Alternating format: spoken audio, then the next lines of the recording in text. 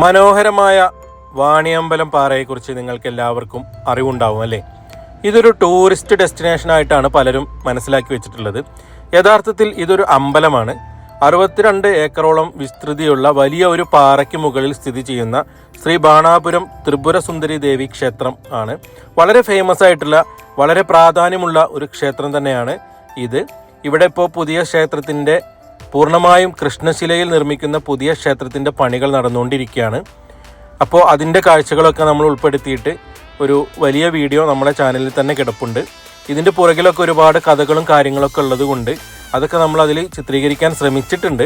അപ്പോൾ ആ വീഡിയോ കാണാത്തവർ ദയവായി ആ വീഡിയോ ഒന്ന് കാണണേ.